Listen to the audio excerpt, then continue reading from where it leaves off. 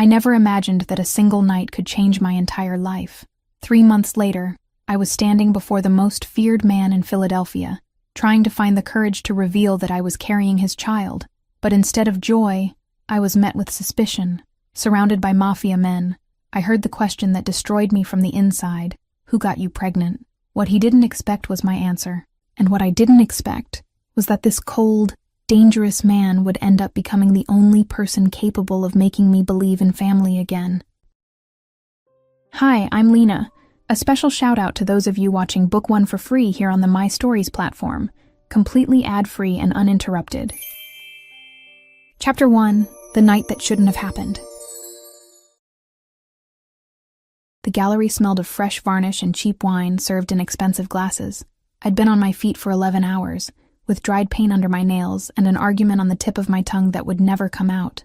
The client, a collector from Connecticut who confused restoration with touch-up, had demanded that I brighten the blue of a 17th century fresco to match the couch in his living room.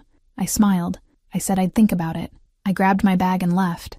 Manhattan was damp with a fine rain that felt more like an opinion than weather. I walked 3 blocks to the Belmore Hotel with my coat open, letting the cold remind me that there was still a body beneath all that exhaustion.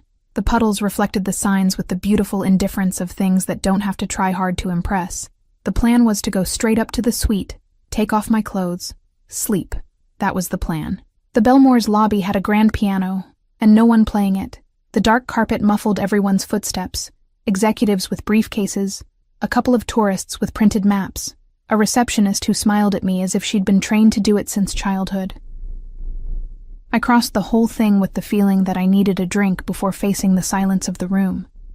And it was in that exact mix of exhaustion and indecision that I bumped into him. It wasn't a small bump. I was looking at my phone. He was coming out of the bar, and the glass in my hand decided to leap onto his chest. Oh my God. I stepped back half a pace. I'm sorry. The man looked down at the white shirt where the whiskey had spread into the shape of a map. Then he looked at me, and that's when I noticed 2 things at the same time. First, that he was tall in a way that seemed like a choice, not an accident. Second, that his eyes were the shade of black coffee with no sugar, dark, attentive, in no hurry to explain themselves. I didn't mean to ruin your night, I said. You haven't yet. His voice came out low, with a trace of an accent that wasn't from the north. The night was already being ruined before you arrived. Are you sure it was the night and not the shirt? He looked down at his own shirt. He smiled a little. It was a tiny smile, the kind that seems expensive because the person doesn't hand it out freely. The shirt I can change, he said. The night? I can't. I can pay for the dry cleaning. You can buy me a drink. I left the bar because the bartender thought I wanted to talk. And you didn't. I wanted silence. He pointed to an empty armchair near the window, where the rain trickled slowly down the glass. But I just changed my mind. I should have left. That was exactly the thought I had as I sat down in the armchair across from his. I should have gone up to suite 1402, shut the door, and slept with the paint still under my nails. Instead, I ordered a Negroni from the waiter who appeared without being called, and looked at the man in the stained shirt as if my exhaustion had suddenly turned into curiosity. I'm Ottavia, I said. Gennaro. No last name? Not tonight. I laughed. It was a short laugh, surprised at myself. For months I hadn't laughed at anything other than a joke from Siena over the phone. And there, in a hotel lobby where I'd just spilled whiskey on a stranger, something inside my chest took a step back to look at the scene. All right, Gennaro no last name. I crossed my legs. What's ruining your night? People, he answered. It's always people. How profound. I'm not in the mood to be profound. He took the glass the waiter brought without taking his eyes off me. I'm in the mood to be precise. And what's the difference? Profound takes time. Precise solves it. I looked at him longer than I should have. There was something about that man that didn't fit hotel lobbies. The suit was too dark, the watch too discreet, the shoulders too tense. He seemed like the type of person who walked into a room already mapping all the exits. But the look he gave back to me was in no hurry at all. It was a look that stayed. And what did you come to solve in New York? I asked. A meeting that ended too quickly. He turned the glass slowly, like someone who needs something to do with his hands but won't admit it. And you? Don't call me ma'am. I'm 29 years old with a joint in my neck that cracks. Ma'am sounds worse than the cracking. Ottavia, then.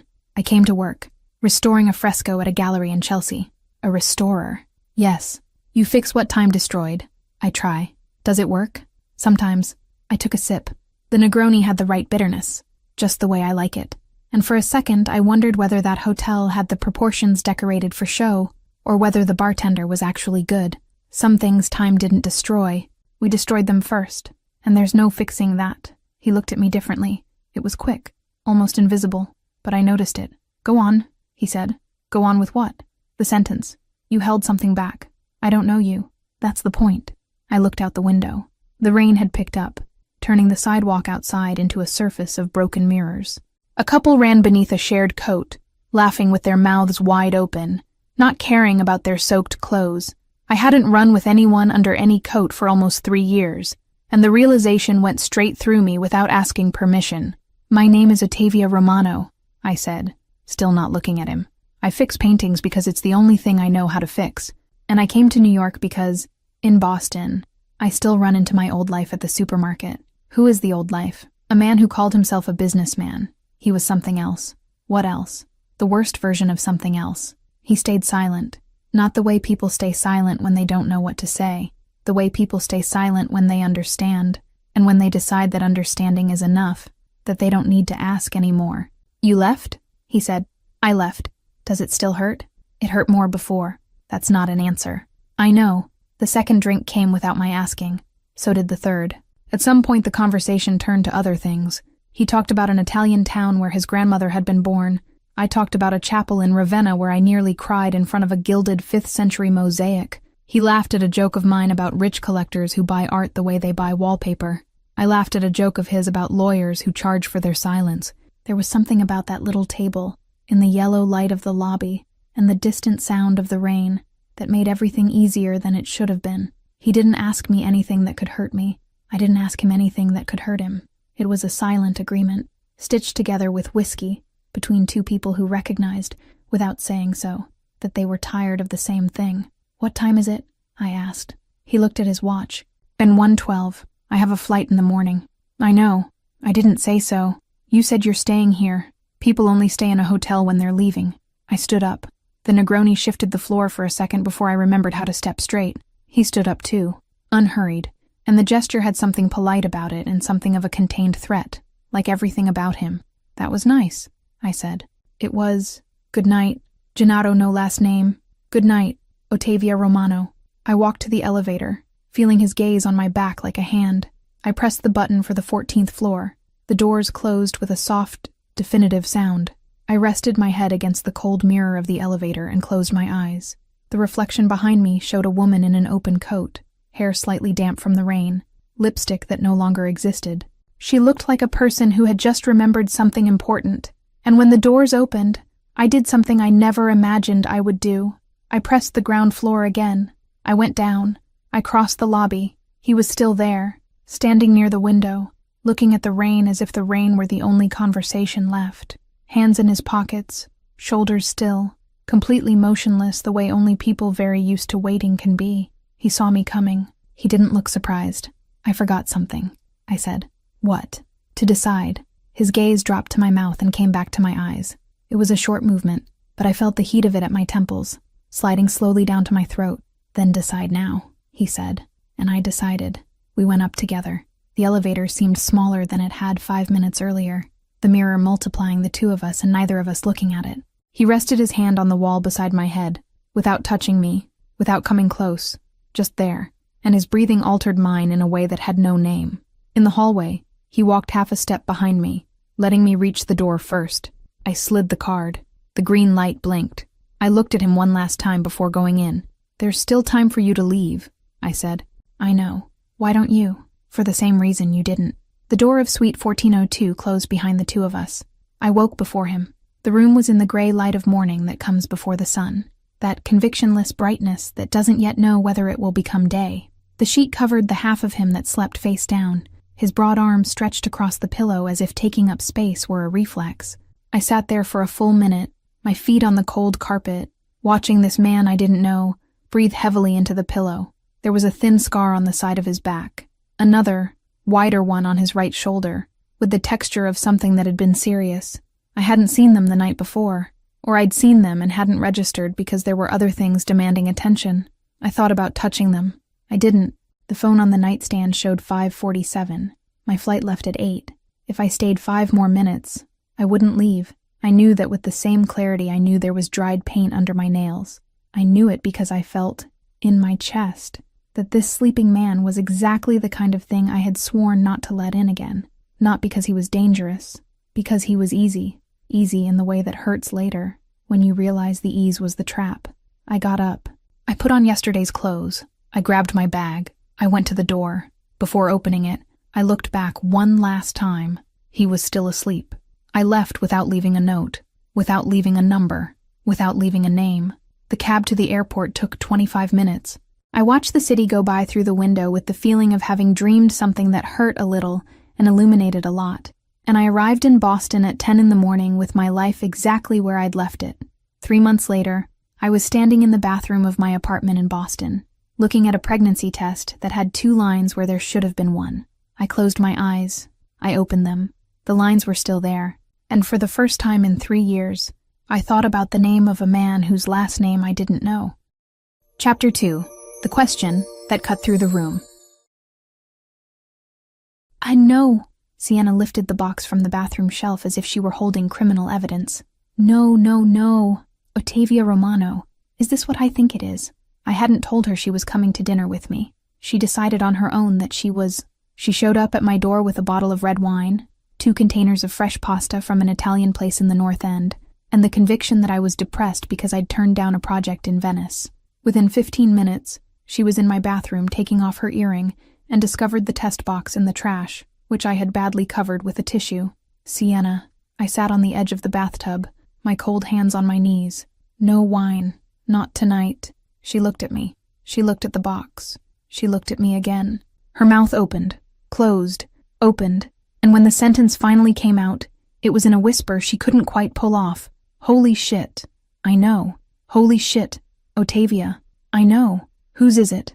New York. New York when? New York 3 months ago. The whiskey man. The whiskey man. She sat down on the bathroom floor with the elegance of someone who'd fallen, leaned her back against the wall under the sink, and stared at the ceiling for a stretch of time. That felt longer than it was. The white tile was cold, and the ceiling light cast harsh shadows under her eyes. She stayed quiet like that for almost a full minute, her arms crossed over her lap, as if she needed time to rearrange everything she knew about me. I'm going to tell you something, she said, without taking her eyes off the ceiling. I work with 17th century sacred fabric. I've spent entire nights sewing a bishop's cope with an eyelash needle. Nothing in my life prepared me for the sentence you just said to me. Sienna, do you know his last name? No. Do you have his number? No. Do you have anything of his? I have a city, Philadelphia. He mentioned Philadelphia 3 times that night. He said he was flying back on the morning plane. Philadelphia. She took a deep breath, slowly, like someone doing the math in her head. Okay, Philadelphia is a city. It's not Siberia. We can work with Philadelphia. I'm not going after him. She turned her head slowly and looked at me. Say that again. I'm not going after him. Ottavia, I'm going to have this baby. Alone, like I do everything. I've already saved up.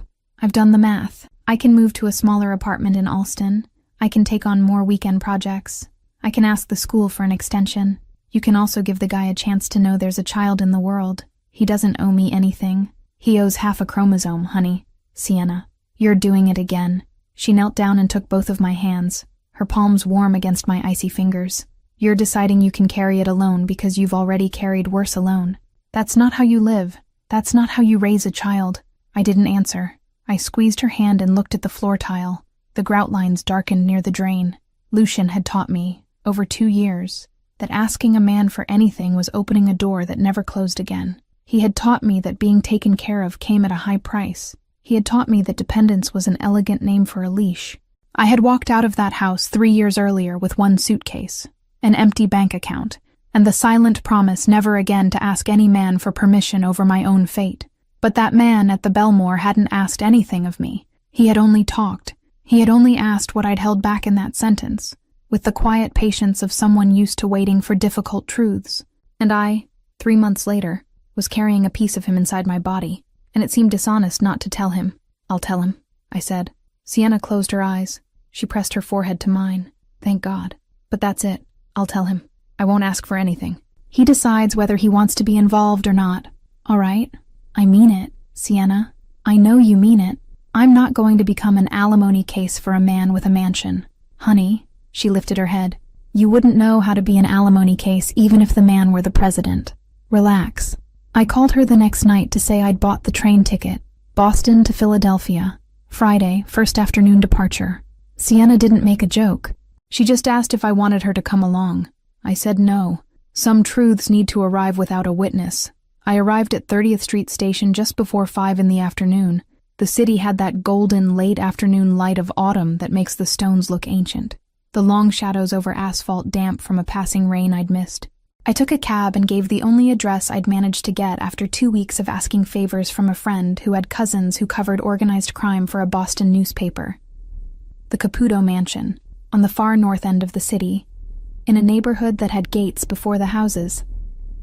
The cab driver looked at me in the rearview mirror when I gave the address and asked if I was sure. I said I was. He didn't speak again until he stopped the car. The gate was made of dark iron. An eagle with lowered wings worked in wrought iron at the center, the metal worn at the points where generations of hands had pushed it. I got out of the cab, paid, and stood in the middle of the sidewalk with the leather bag hanging from my shoulder and the feeling that I'd been walking for 3 months to reach this place. The October wind smelled of wet earth and old leaves, the kind of smell that tightens your throat for no reason. The man on the intercom had a heavy accent. Yes, I need to speak with Gennaro Caputo. Who is this? Ottavia Romano. Do you have an appointment? No. Then you're not coming in. Tell him it's about New York. Silence. A silence that lasted longer than it should have, with the October wind brushing the iron of the gate in a low, continuous rustle. After a minute, I heard footsteps on the gravel on the other side.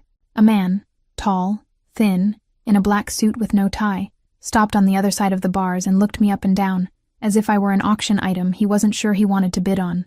And you are? His voice was dry. Ottavia Romano. Bastian. He pointed to himself. You can wait 3 minutes. I waited. I looked at the mansion.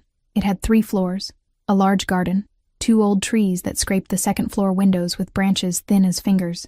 The windows reflected the lead-colored sky and let nothing of the inside be seen.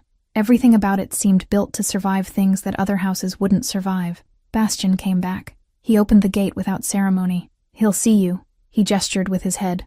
Don't touch anything. I walked across the gravel with my belly still invisible beneath my coat. My low heels sank a little with each step, the small sound of my footsteps lost in the vastness of the garden. My heart was beating where it used to beat, when I still lived with Lucian, and heard his key turn in the lock at night, that pressure behind my sternum that wasn't exactly fear, but was a close relative. We went in through a double door. The hall was pale marble, the walls covered in dark wallpaper with a geometric pattern that absorbed the light of the side sconces. An enormous chandelier hung from a height that made you not want to look up. Bastian led me down a short corridor and opened a double door into a room so large it took me a second to see the people. There were 10 of them. They were standing, with glasses in their hands, in small groups around a long, dark oak table. They were speaking quietly among themselves, the sound of their voices mixing with the discreet clink of ice in the glasses. Some turned their heads when I came in, others didn't. At the far end of the room, with his back to me, his hand resting on the back of a chair and his dark suit falling perfectly over his shoulders, was him. He turned slowly, and he recognized me. I saw the recognition cross his face in a blink, a minimal spasm at the corner of his mouth, a movement of the jaw he tried to hold and couldn't. The eyes were the same ones from the Belmore, and at the same time they were different. In that New York lobby, he had been a tired man in an armchair. Here, he was the reason the room had fallen silent when I came in, even though none of them yet knew why. Leave, he said. No one moved. I said, leave. The men set their glasses on the table and began to move. It wasn't fast. It was the choreography of people used to obeying without letting it show that they obey. In 30 seconds, the room had only 3 people. Him, Bastian against the wall, and me. What do you want here? His voice came out lower than at the Belmore, and more dangerous. I need to talk to you. I gripped the strap of my bag. Alone. Bastian stays. I looked at Bastian. He had crossed his arms and seemed to have turned into a wall. Fine, I said. He walked toward me. Not fast. It was the kind of walk of a man who knew exactly how much fear he caused with every step, his heavy shoes echoing on the room's waxed floor. He stopped 3 meters away from me. Speak. I swallowed. The air in the room smelled of polished wood and some men's cologne that had lingered after the others left. Dense and quiet, like the silence that had stayed along with it. I'm pregnant. The sentence cut through the silence without being cushioned by anything. I saw Bastian's hand drop a centimeter along his body. I saw his jaw harden. I saw his shoulders rise a millimeter and lock there, as if his whole body had decided to reveal nothing more. Whose? The question came out hoarse. What do you mean? Whose? Whose? He took a step. You show up at my house without warning. You say a sentence like that in front of my men, in front of my captain, and you think I'm going to ask whether you'd like tea. I didn't come to ask for anything. Who got you pregnant? The question came again, louder, and this time it cut the room in two. I could feel the gaze of Bastian, his captain, on the back of my neck. I could feel the blood at my temple. I could feel the baby inside me as if, in that second, it were the only solid thing in the room. I thought about Lucian. I thought about 3 years ago, in the kitchen of his apartment, when he asked me where I'd been, and I answered, and he didn't believe me. I thought about how much time I'd spent trying to explain, justify, prove things to men who had already decided on their version before hearing me out. I thought about how this stance, feet planted, gaze fixed, the question asked, as if the answer were already guilt, was far too familiar to frighten me the way it should have. I wasn't going to explain again. I lifted my chin. I looked him right in the eyes, and I said the only sentence that fit inside my chest. The same man who's asking me that. The room stopped. It wasn't a metaphor. It was a physical stop. The clock on the wall kept ticking because a clock has no choice. But everything else, the air, the breathing, Bastian's glass, the dust in the chandelier's light, everything hung on the next second as if it were waiting for permission to move again. Gennaro looked at me. I looked back. The color of his face didn't change. His eyes did. Something inside slipped a centimeter and he couldn't hold it. Bastian peeled himself off the wall. Slowly. Boss, he said. Gennaro raised a hand. Bastian stopped where he was. For 10 seconds, no one breathed. No one, Gennaro said, without taking his eyes off me. No one leaves this house until further notice. Chapter 3. The Woman Who Wants Nothing. I woke up not knowing where I was. The ceiling was too high, with plaster moldings that looked like they came out of an old architecture book, and the sheets smelled of expensive lavender, the kind you buy in frosted glass jars. It took me 3 seconds to remember the night before, the room emptying, Gennaro's order that no one would leave the house until further notice, Bastian leading me down the east corridor in silence, opening a dark wooden door at the end, saying only, "Here," and closing the door behind me without looking at me. The guest room of the Caputo mansion. I hadn't unpacked because I had no luggage. I had slept in my clothes on top of the covers, and at some point in the early morning dragged myself under the duvet like a tired animal. I wasn't a guest. I was a suspect. I sat on the edge of the bed and took a deep breath, my hand open over the belly that still barely showed beneath my crumpled dress. 3 months of pregnancy gave me no belly at all. They gave me nausea, sleep at all the wrong hours, and a constant feeling that my own body had become a foreign country whose language I didn't yet speak. I looked at the door. There was no key on my side. I thought about testing the handle and gave up. If it was locked, I'd feel trapped. If it was open, I'd have to decide what to do with the freedom, and I didn't have the energy to decide anything before coffee. I got up. I washed my face in the white marble sink. I looked at my reflection for a second and almost laughed at my own face. Dark circles down to my chin. Hair held in place by 2 days of dried paint. The black dress I'd chosen thinking it would command respect, and now looked like a crumpled joke. I opened the door. It wasn't locked. I went out into the corridor barefoot, my shoes hanging in one hand, because sleeping 8 hours in low heels was the kind of thing I hadn't done since I was 25. The carpet muffled my steps. The walls had paintings. Good restorations, I noticed without meaning to, and 2 blatant Caravaggio forgeries that no one there must have known were fake. I found the kitchen by the smell of bread. It was an enormous room, with a dark granite counter, copper pots hanging from the ceiling, and a woman of about 60 peeling potatoes in a corner, an apron tied twice around her thin waist. She looked at me. She said nothing. She gestured with her chin toward the coffee maker. "May I?" I asked. She nodded and went back to the potatoes. I poured the coffee into a white cup, without ceremony. I sat on a stool at the counter and took the first sip, looking at the steam. It was strong the way Italians like it. It was good. It was at that exact second that Bastian appeared in the doorway. "Good morning," he said, with that low voice of someone who never shouts because he's never had to. "Good morning," He looked at the cup in my hand as if I'd stolen the queen's crown. You helped yourself. You'd have waited 3 hours if I hadn't. The cook let out a short laugh through her nose and pretended it had been a cough. Bastien looked at her, then at me, and his mouth made a minimal movement at the corner, almost a smile, but controlled in time. The boss will want to speak with you after coffee. The boss knows where to find me. Bastien tilted his head 1/2 centimeter, like someone noting a point, and left. I drank the rest of the coffee slowly. The cook offered me bread and butter without saying a word. I accepted without saying a word.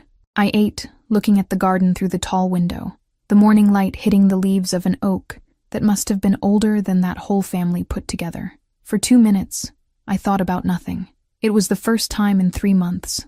Then the hand on my belly reminded me of everything at once. Upstairs, in some office I hadn't yet seen, Gennaro Caputo was deciding what to do with me. I didn't need to hear a single syllable to understand the subject. I washed the cup in the sink. The cook looked at me as if I'd really spat on the queen's crown this time. Habit?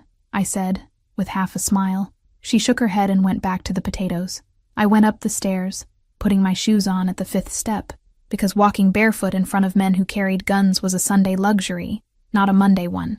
In the corridor, I stopped in front of the dark wooden double door. I couldn't hear anything from inside, only a low, muffled vibration that could have been a voice or could have been nothing. I didn't knock. I went back to my room. I sat in the armchair. I waited. Waiting is something I know how to do well. I learned to wait with Lucien Voss over 2 years, waiting for him to come home, waiting for him to explain, waiting for him to apologize, waiting for the next time he'd bring me to my knees without laying a hand on me.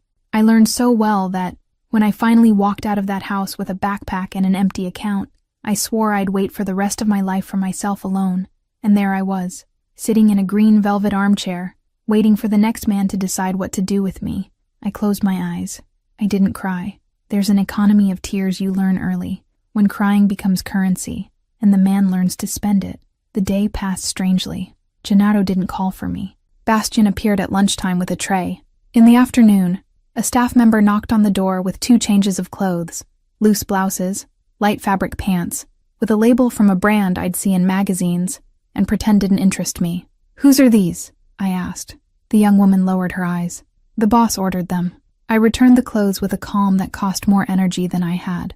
"But tell the boss thank you very much, but I have clothes in Boston." She hesitated. "You're not going back to Boston." I looked at her. She was about 20, maybe less, and she was afraid of me, or of Gennaro, or of both at the same time. It wasn't her fault.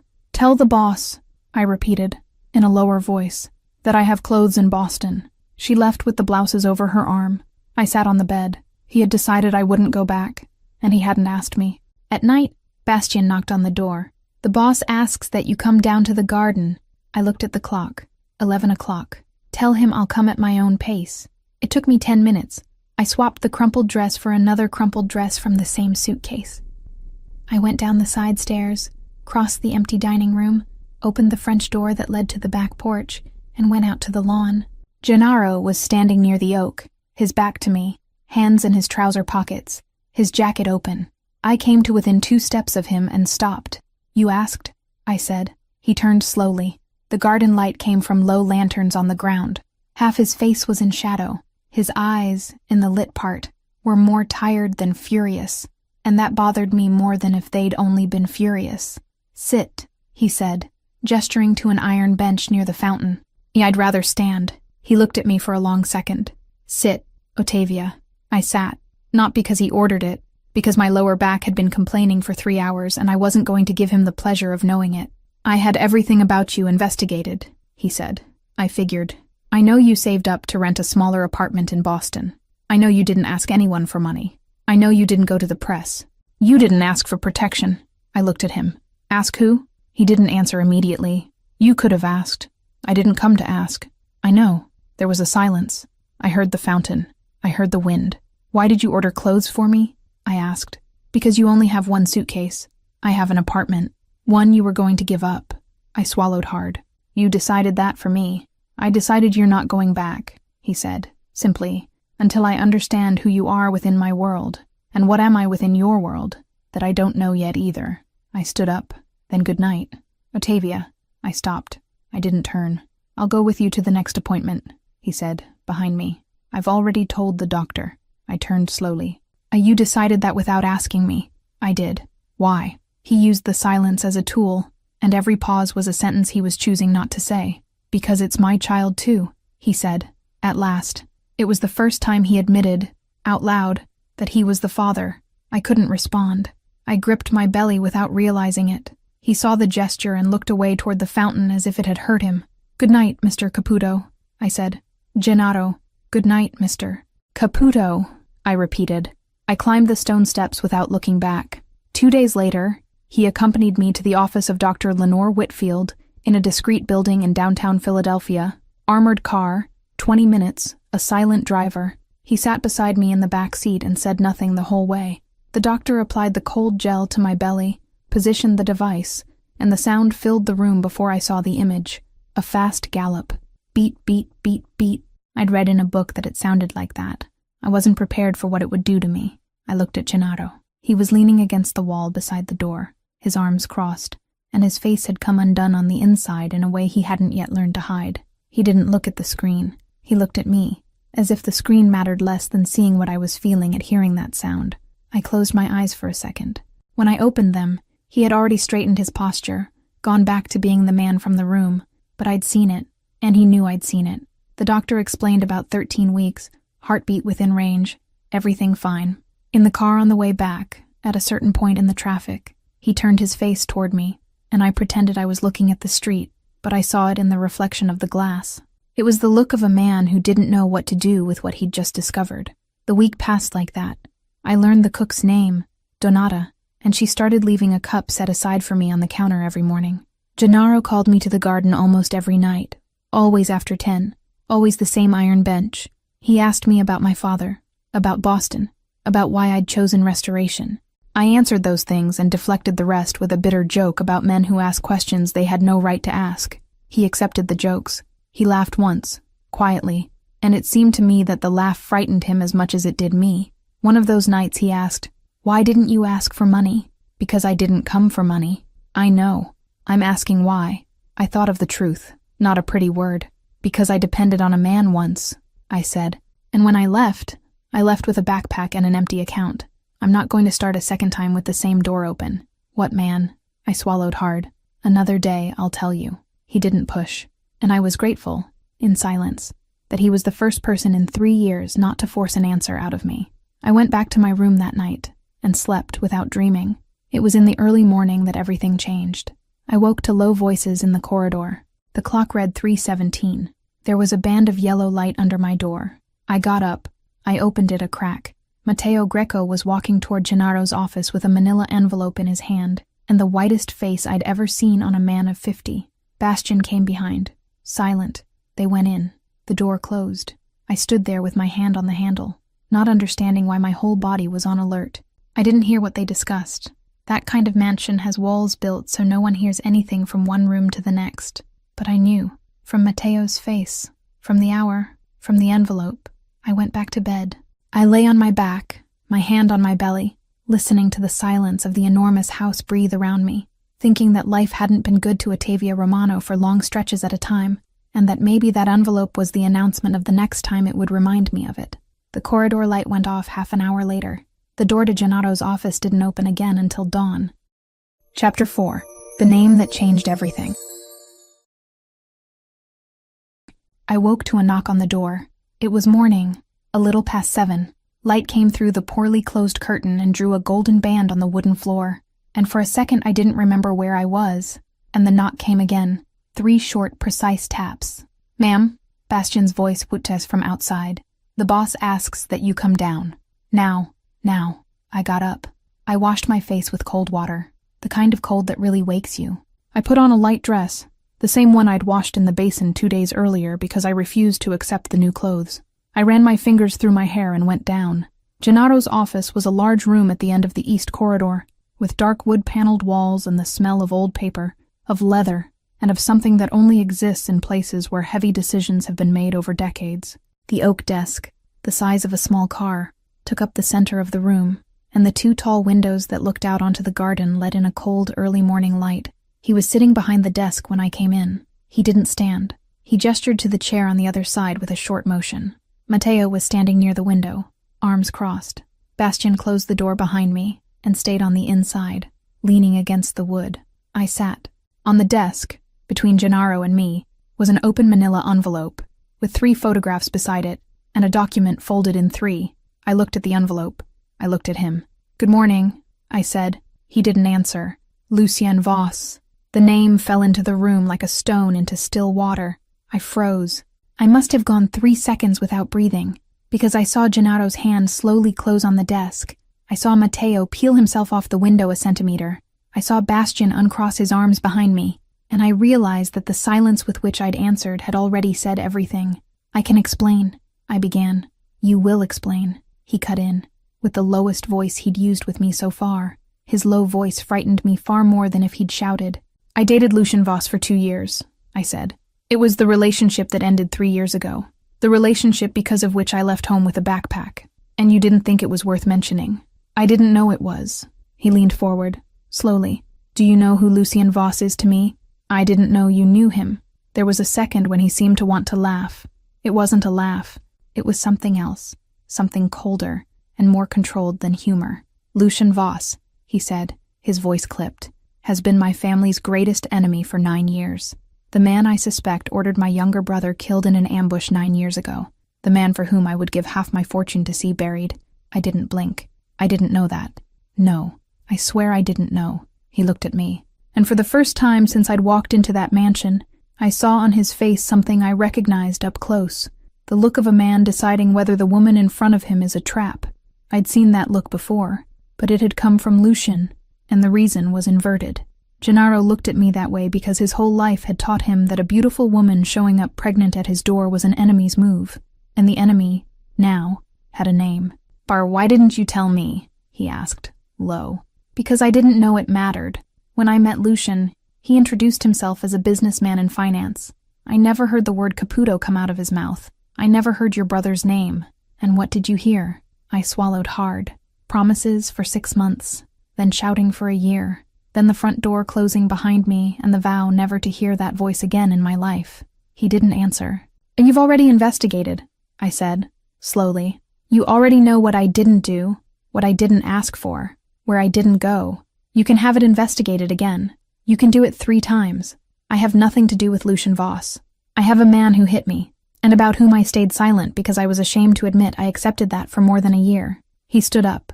He walked to the window with tense shoulders and stayed with his back to me, his eyes on the garden outside where the morning was still cold. Matteo came to the edge of the desk and rested his hands on the oak. "Ms. Romano, I'm going to ask for some dates, locations, names of people who can confirm what you've just said, not as an accusation, as routine." "I accept." He took a notebook from the inside pocket of his jacket. He began asking. I answered everything. Dates, addresses, the name of the building manager where I lived with Lucien, the names of 2 friends who had helped me move, the name of the hospital where I'd gone to an ER one night and lied about having fallen down the stairs, the doctor's name, the name of the social worker who had tried to talk to me in the hallway and whom I'd dismissed by saying everything was fine. Each name came out of my mouth as if I were returning a lost key. Gennaro kept his back to me the whole time. When Matteo put the notebook away and left, the office was left with only the weight of old wood and ancient paper. I waited. He didn't turn. In the end, I got up, went to the door, and stopped with my hand on the handle. "Gennaro," I said. The first time I called him by his name, he turned half his face. Only half. I rolled up the sleeve of my dress to the elbow. I showed my left forearm, the thin, white, long scar, from the elbow to nearly the wrist, that I had kept beneath long sleeves for 3 years. It was the first time I'd shown that to a man who wasn't a doctor. This wasn't from a fall. He looked. I saw his jaw lock. I saw his hand close at his side.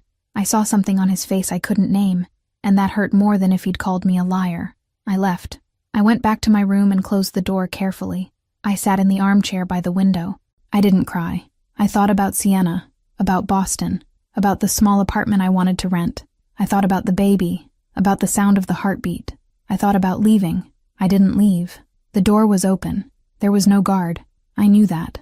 But the part inside me that had sworn never again to depend on any man was in conflict with another part, newer and more dangerous, that had seen his face come undone at the doctor's office when he looked at me instead of looking at the screen. I stayed. I slept the rest of the morning.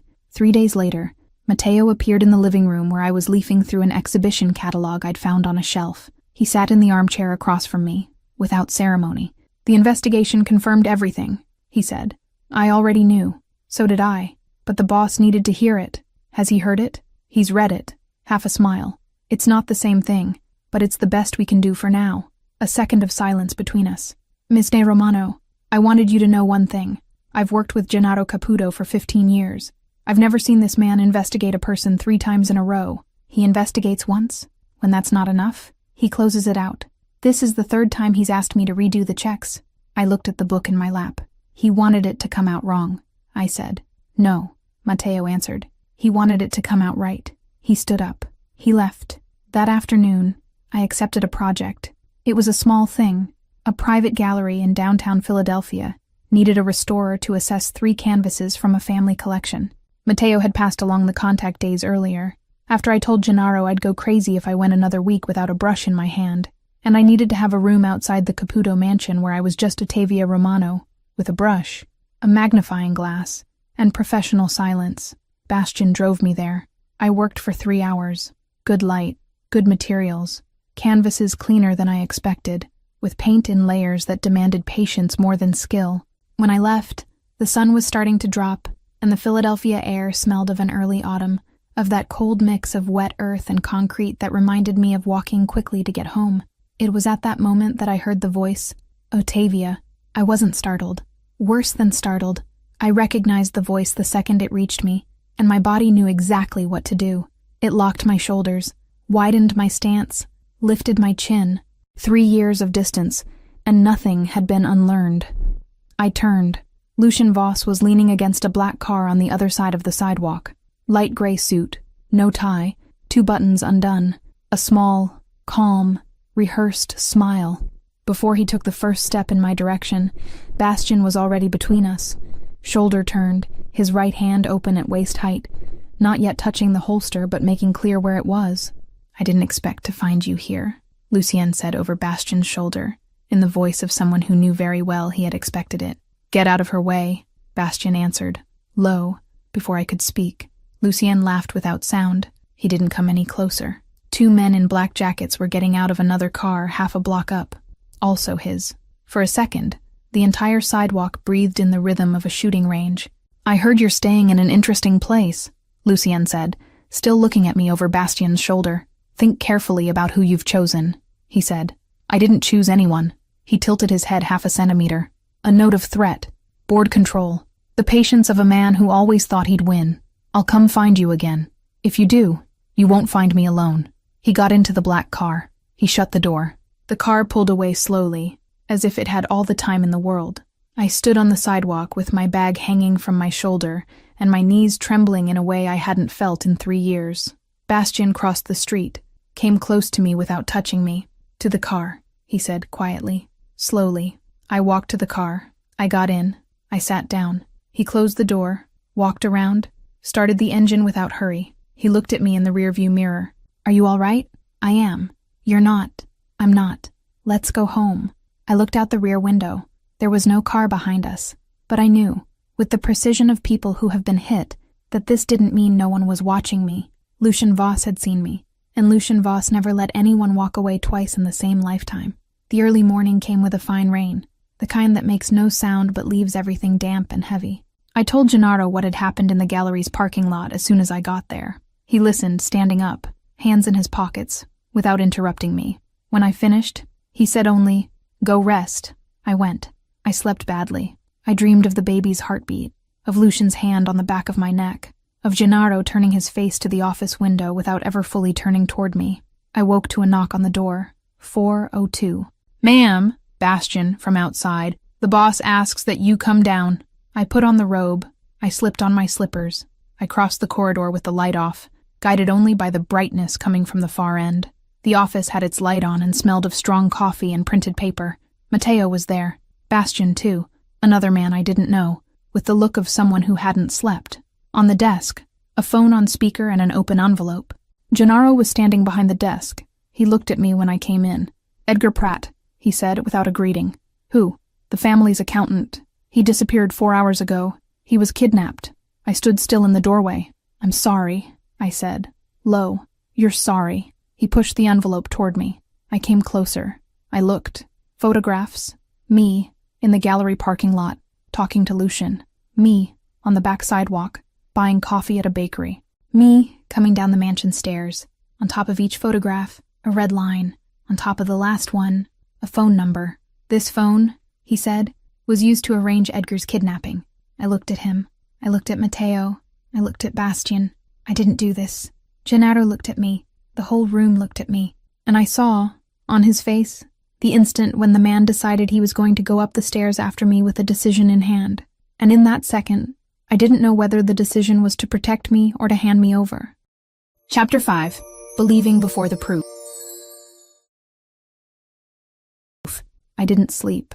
I sat in the armchair by the guest room window, my hands over my belly, listening to the wall clock measure a time that seemed not to pass. The low light of the lamp left the room the color of old honey, and the garden outside was black. No wind, no cricket, nothing. I had heard Matteo's voice in the corridor at dawn. I had heard the office door close with that dry thud Gennaro used when he was deciding something heavy. And then, footsteps on the stairs. I knew his footsteps now. It was a ridiculous detail to admit, but it was true. I knew when he came up fast, when he came up slowly, when he stopped in the middle of a step to think. The rhythm of his footsteps had been etched into me without my asking. That early morning, he came up slowly. He stopped in front of my room door for long seconds. I didn't move. I waited for the sound of the handle without knowing what to expect anymore. Whether a man who was going to protect me or a man who was going to hand me over. It was the same door. It was the same corridor. It was the same silence in which I'd lived the whole week. The door opened without hurry. Gennaro came in, white shirt open at the collar, sleeves rolled up to the elbow, a brown folder under his arm. His eyes were dark with exhaustion, but they weren't the eyes of someone coming to fight. They were the eyes of someone who had walked against his own will all the way there. You didn't sleep, he said. Neither did you. He closed the door behind him, slowly, without making a sound. Then he crossed the room and stopped a step from the armchair, without sitting. Edgar Pratt was kidnapped last night, he continued. The family's accountant. They took the entire folder of documents from the port operation. I know. Bastian told me. Things were planted. Ottavia. His voice came out without weight, like someone dropping a stone on the ground and waiting for the sound. I didn't look away. What things? He opened the brown folder on the small table beside the armchair. I looked without moving. I saw photographs of me leaving the temporary projects gallery. I saw photographs of me crossing a Philadelphia street I didn't even remember crossing. I saw a paper that looked like a bank transfer receipt in my name, to an account abroad I'd never opened. I saw a piece of a text conversation in which my number appeared exchanging addresses with someone called L. It was all well done. It was all too clean. I felt my heart rise to the base of my throat, but I didn't take my hand off my belly. The palm stayed over the fabric of the robe, over the weight that was there, and it was the only thing that kept me still. It wasn't me, I said. I don't need to explain more than that, because I just saw it now, but it wasn't me. Gennaro looked at me for a long while. I can't say how long.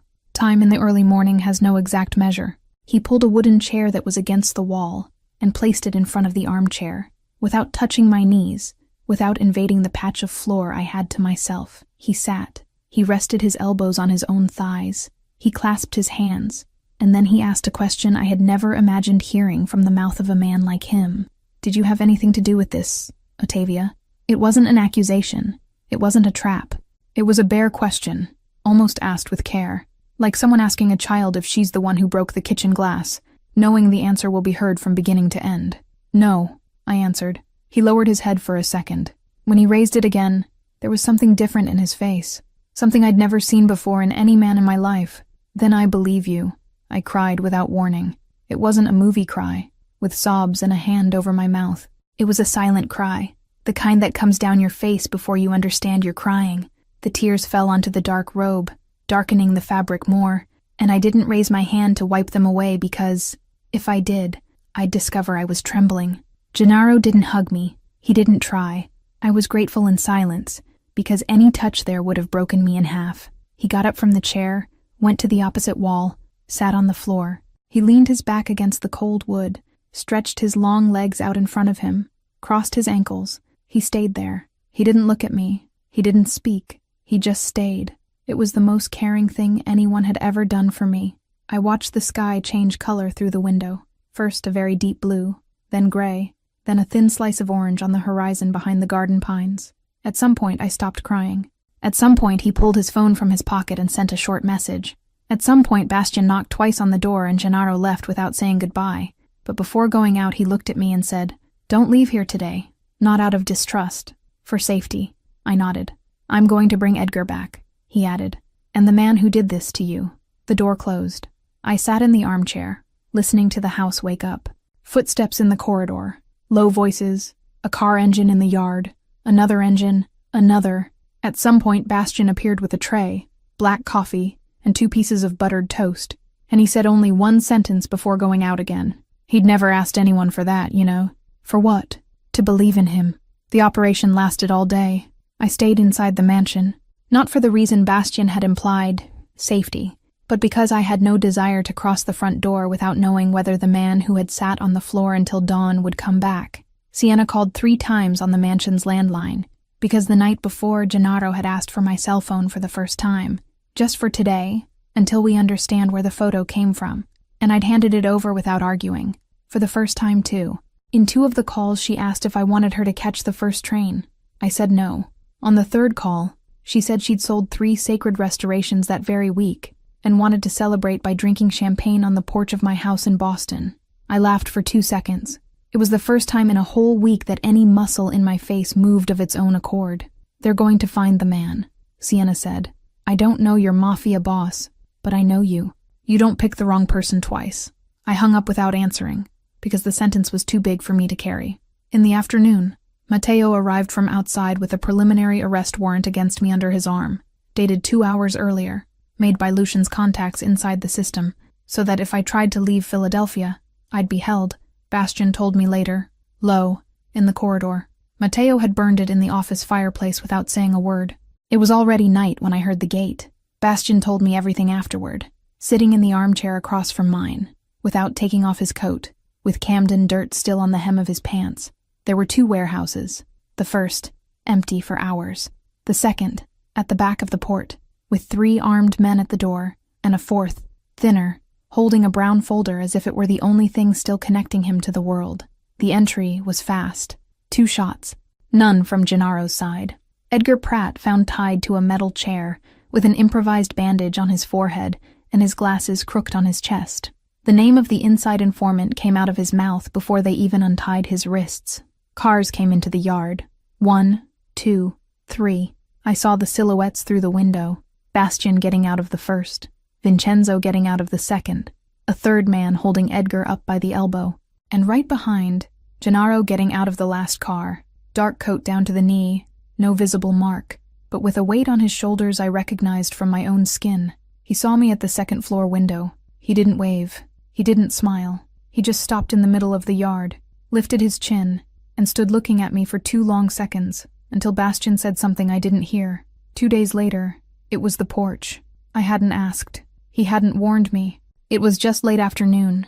The garden was lit by those low wrought iron lanterns in the flower bed, and the wind had that clean October cold that came up under your coat and called for silence. He appeared with 2 cups. "Chamomile," he said, handing one to me. "Dr. Whitfield sent word through her secretary. She said you should sleep more. You called her." I did. I sat on the stone bench against the porch wall. He sat beside me, but with a sensible distance between our bodies, the kind that says more than a hug. The stone was cold even through my coat. I held the cup with both hands. We stayed silent for a while. The baby kicked twice. I didn't comment. "Ottavia," he began. It was the first time he'd said my name calmly. Before it had always been an order, a question or irony. Now it was just my name, like someone holding something fragile with care. "I've apologized to 3 people in my life," he continued. "To my mother, when I was 12, to my brother, 2 days before he died, and to no one else." I didn't answer. "I'm apologizing to you now." I swallowed the chamomile. It was very hot. It burned. I was grateful for the burn because it gave me an excuse for having damp eyes. "I accept," I said, "but I also have something to ask you." "Ask. Don't test me like that again. You can investigate me. You can check on me. You can even distrust me if you want, in the silence of your own head. But don't throw me into the center of a room again. I can't take it another time." He turned his face toward me. The light of the nearest lantern crossed his eyes, And I saw, for a short instant, that this man feared by an entire city was afraid, truly afraid of the size of what he was now allowing himself. "There won't be another time," he said. He came a little closer. Not much. Enough that I felt the warmth of his arm against mine through the fabric. He raised his hand slowly, without hurry, and lightly touched the corner of my mouth with the tip of his thumb, like someone testing whether I was still made of flesh. I closed my eyes. When the kiss came, it was calm, without hunger, without testing. It was the kiss of someone who had decided something important and was just signing the paper. His hand stayed on my face. Mine stayed on the cup, because if I let go of the cup, I wouldn't know what to do with my hands anymore. When he pulled back a little, his forehead still against mine, he said softly, "Come with me." I said yes, with my head before the yes became a word. He stood up. He took my cup, set the two of them on the stone edge. He held out his hand. I took it. We crossed the porch, the corridor with the yellow light of the low sconces, the staircase I'd climbed so many times that week of lead. At the top of the stairs, at the door of the master bedroom, he stopped for a second, looked at me as if giving me one last chance to change my mind. I didn't change it. The door closed behind us. The morning came clear. I woke to the smell of coffee crossing the room, coming from the kitchen downstairs. It was a new smell in the house, different from the coffee the staff made at 6 in the morning. Stronger, darker. I knew, without having to check, that no one on the staff had made that coffee. I got up slowly, took his robe from the back of the chair, because mine was somewhere in the room I didn't have the head to look for, and went down. Gennaro was standing with his back to me at the kitchen island, barefoot, dark pajama pants, a simple white t-shirt. He had a cup in his hand. He was looking at the garden through the glass door, and the morning light came in from the side, cutting the marble floor into bright bands. He heard my steps. He didn't turn right away. He waited for me to come close. When he turned, he offered me the cup that was in his hand. Not his, mine, already made. Already at the point I'd shown him offhandedly, in the first week, when he'd seen me make coffee on my own for the first time in the life of the house. I took it. "Good morning," he said. "Good morning." He held out his other hand. I placed mine over his, on the cold stone of the island. His fingers squeezed mine for a fraction of a second. It was enough. My belly tightened a little. I smiled without meaning to. He noticed. "What?" "6th month," I said. "It started today." He looked at my hand over his, then at my belly, then at me. He said nothing, but something behind his eyes settled into a place that hadn't been there before.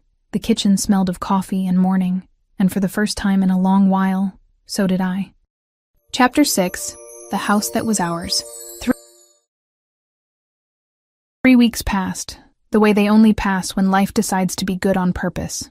I woke up late, because the baby had decided he was nocturnal, and kicked me until 3 in the morning with an aim he'd clearly inherited from his father.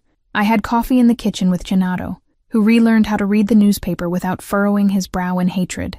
I walked through the garden in the afternoon, with Bastian about 10 steps away, pretending to be interested in the rose bushes while he watched the street. I slept early. I woke with his hand in the middle of my back, in a spot that ached without my knowing it ached. Sienna landed on a Thursday afternoon, after the days of checks Matteo conducted without telling me. A clean past, no connection to Lucian, cleared to stay 3 days. I only learned about the check on the morning of her trip, when Bastian mentioned it in passing over coffee, without any guilt. She arrived with 2 suitcases, 3 bottles of Italian olive oil she swore were essential for an 8th-month pregnant woman, and a shiny purple dress that, according to her, was discreet for Mafia events. "You've never been to a Mafia event," I said, opening the door for her. "I've seen movies." "It's the same thing."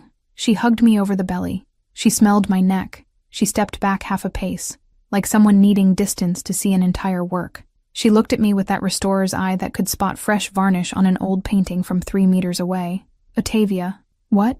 You're sleeping." "I am. You're really sleeping." "I am." She laughed. It was a laugh I hadn't heard since college, the kind that came from deep down, without permission, without needing to announce it was coming. "I knew that if I pushed you onto a train with a positive test in your bag, something good would come out of it," she said.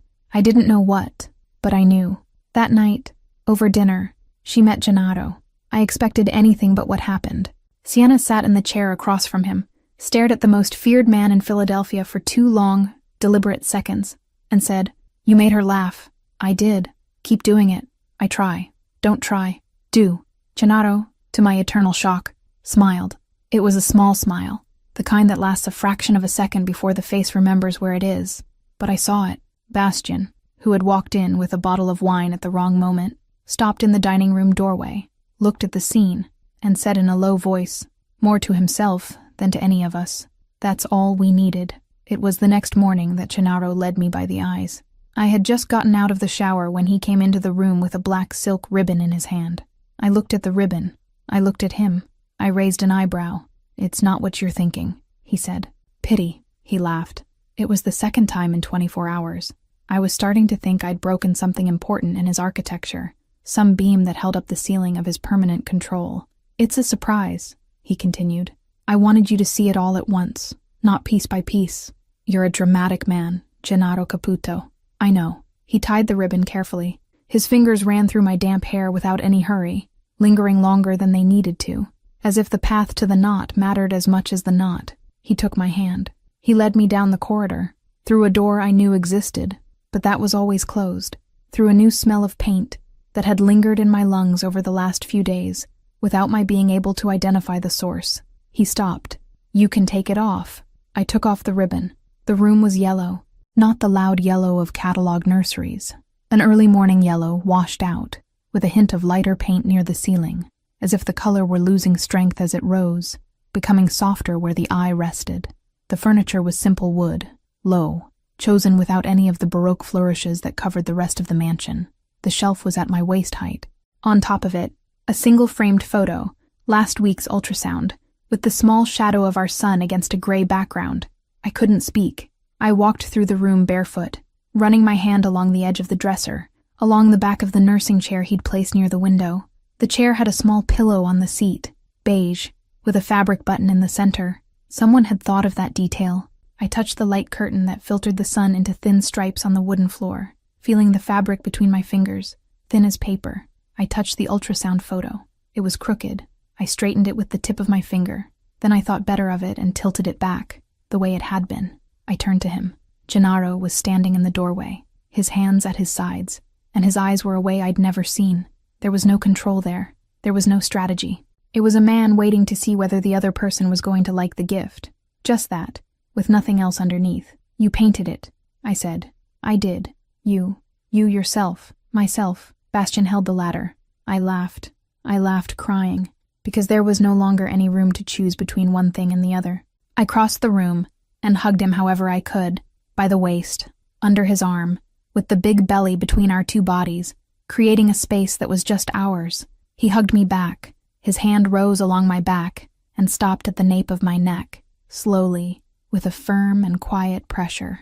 "There's a question I haven't asked you yet," he said, his voice low, speaking against my hair. "I know you noticed. I noticed.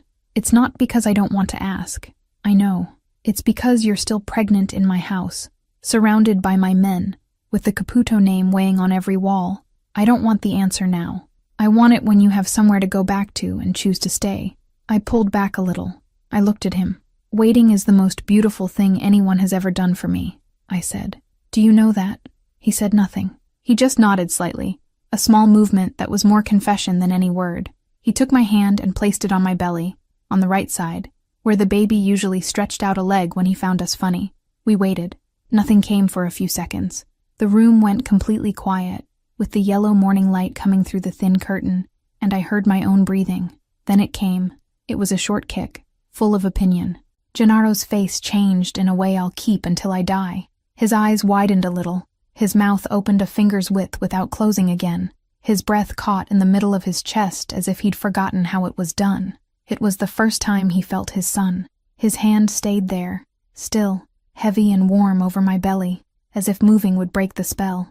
The baby kicked again. "Strong," Gennaro said, low, just like his father. He looked at me. I held his gaze. "Just like you," he said. "Have you still not realized you're stronger than I am?" I didn't answer, because the answer would have brought me to the ground. In the afternoon, Sienna dragged us out to the porch. I had already learned that when Sienna decided something, it was easier to obey than to argue. She served tea in a teapot she'd found herself in a forgotten kitchen cabinet, sat cross-legged on the stone bench, and began a monologue about what her life would be like if she wrote a book about mine. Chapter 1, she said, waving the teaspoon. Distracted restorer bumps into a stranger in a hotel lobby. I already have the cover. I didn't bump into him distracted. You're pregnant by the stranger from the lobby, Octavia. I'm the one writing the book. Bastian passed by the porch at that moment, carrying a box that smelled of varnish. He stopped for 3 seconds to listen. He looked at Sienna like someone looking at a damaged painting and not yet sure whether it's worth restoring. He kept walking without saying anything. Sienna followed him with her eyes until he disappeared through the side door. Does that one ever talk? He talks, I answered. And just not to you. I'm going to fix that. Please don't fix anything. Too late. I'm a restorer. It's instinct. Later, when Sienna went to shower before dinner, I heard Bastian commenting to Matteo in the entrance hall. The two of them thought they were alone. I was sitting on the other side of the wall, with the book closed in my lap, pretending to read. The boss painted a wall, Bastian said. You're delirious. With his own brush. I saw it. Bastian. I saw it. Matteo. Yellow paint. In his hair. I saw it. Matteo stayed silent for a stretch that seemed longer than it was. So it's serious, he said. Finally, it is. The footsteps moved away down the corridor. I put the book in my lap and stared at the opposite wall for a while, without reading, without thinking of anything with the shape of a thought. It was just a warm sensation in my chest, like sun coming through glass in winter. The sensation of no longer needing to check the exit door every day. At night, after dinner, I went back out to the porch with Gennaro. The lantern closest to us had started to flicker, blinking slowly as if telling itself an inside joke. I sat on the bench. He sat beside me. This time, without the sensible distance he usually kept in public. His hand found mine without needing to look. The baby was quiet. The garden was quiet, with the smell of damp earth rising from the nearest flower bed, and the distant sound of something that could have been wind, or could have been the city existing without us for a moment. The whole house was quiet, in a way that wasn't an absence of sound. It was a presence of peace.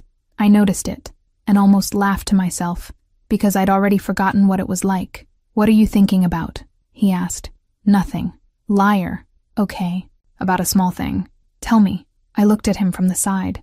The lantern's faint light left half his face lit, and the other half in the dark, and I found it beautiful, in a way I wouldn't be able to explain to Sienna later, because there was no right word or enough words. I was thinking the house became ours, I said. At some point I didn't see. He squeezed my hand. It was always yours, he said. You just took a while to realize it. I didn't answer. I didn't need to.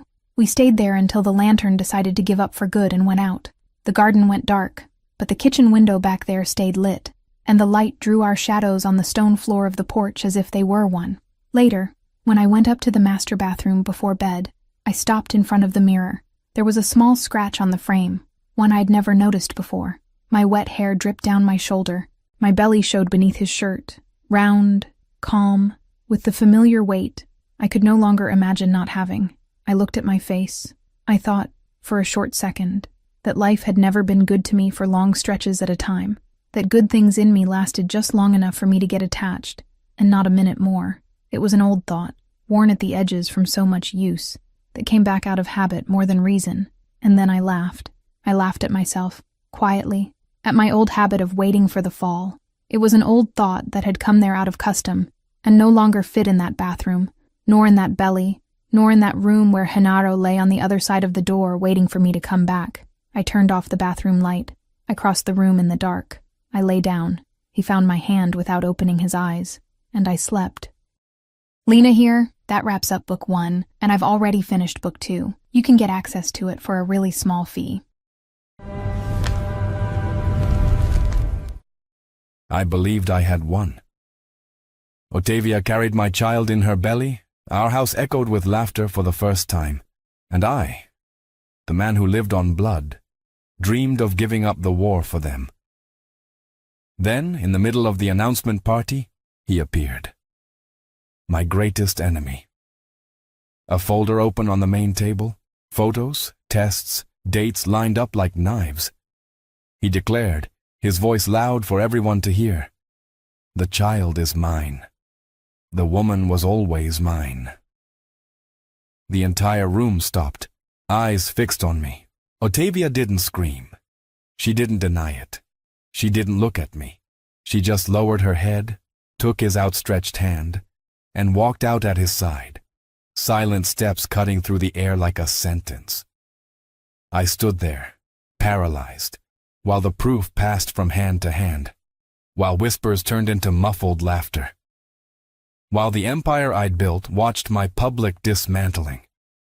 In that instant, I made the cruelest choice of my life. Afterward, the truth began to leak out in pieces, but it was already too late. There was something no one could give back to me, and I had already done it. Like I said, that was just a taste of Book 2. To watch it uncensored, just click on the first link here in the pinned comment. I'll see you on the other side in a few seconds. Remember, just click on the first link down here in the comments, and Book 2 complete, no ads, no interruptions, will already be available for you. It's very simple. Book 2 is something I'm loving making. You're loving it too, so I promise there will be more. It's where you find increasingly spicy stories, a true dark romance. And precisely because this version is getting more and more heated, the video isn't well accepted publicly on YouTube. This closed environment is where I can actually share my essence and where I feel free to do my best work for you. More news coming soon. I'll be waiting for you on the other side. Unfortunately, many people have been downloading our audio, effectively copying the entire story, and simply reposting it on YouTube. If you want to watch the original story and be the first to receive the next ones, search for My Stories by Lena on YouTube to get the best dark romance content. Remember, the official channel is My Stories by Lena on YouTube. I'll be waiting for you there. Congratulations! Your purchase has been confirmed, and you now have full access to books 1 and 2 of all our stories, completely ad-free and uninterrupted. Everything is available on the My Stories platform, from Mafia romance and billionaire romance to our spicier tales. This content is ready for you now, with new episodes added daily. Access is simple. Just log in using the same email address you used for your purchase. A confirmation has also been sent to that same email. The My Stories platform is very simple and intuitive. Each image represents a story. If it has a book 2, just click and press play. Everything is already unlocked for you. You can also rate each story, leave a like, and write a comment. Your feedback will be visible to all our other subscribers. This is our romance universe, so please feel free to interact. From this moment on, this is officially your home for romance stories. Just head over to mystoriesromance.com and press play. Welcome to the family.